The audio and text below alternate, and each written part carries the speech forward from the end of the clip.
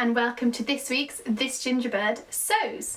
So I love to sew, whether that's things from scratch with fabrics, whether that's using bed sheets to make things, or whether that's repurposing existing clothes. Sometimes if I spot things or get inspiration from something, I will try to do what I can to recreate that in my own way, in a much cheaper and much more easily accessible way.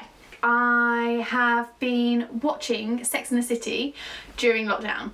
Now for me, Carrie's Arrival at Paris outfit is one of my all-time favourites, and I rewatched it and I was like, yes, I have to get that. So today I'm going to focus on the top half of that outfit. Now if you remember, Carrie arrives in Paris and she's wearing this beautiful striped top with a lovely frill around it, and it looks amazing. So I'm going to try and recreate that.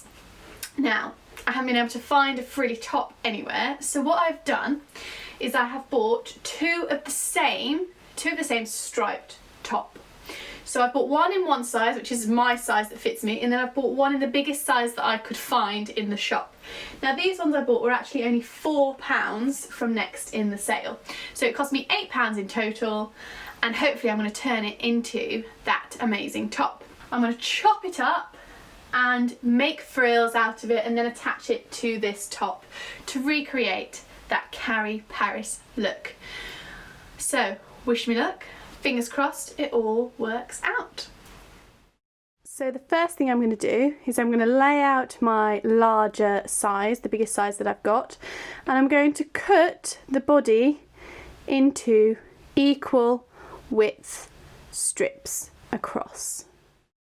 So I chopped the bottom of my top off underneath the armhole, and I measured how long this was, and I could see that I could get 3 widths of 6 inches in that size, so that's what I did. Now yours will depend entirely on how long your t-shirt is, however approximately 6-inch widths is about right.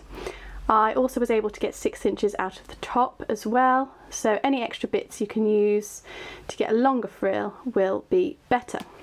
So now I've got my 3 lengths, all I needed to do was chop the ends here so that they make long strips of fabric. You can see they make long strips. Fold them in half on the inside out and sew along the bottoms here to create long tube strips. So now that I've got my nice long strips of fabric, I just need to press them and then sew them together at each of the ends so that I've got one long strip. I've now got one nice long strip that I'm ready to position and sew onto my top. So play around with the positioning on the t-shirt, on the top itself, and when you're happy, pin it down and then sew it on. I'm going to hand sew mine just because I think I can have more control over it that way, but it is completely up to you. So here we have the finished top. As you can see, we've got the nice frills on the front, I've zhuzhed up the sleeves, and I've paired it with a nice belt and a spot skirt. So I hope you like it.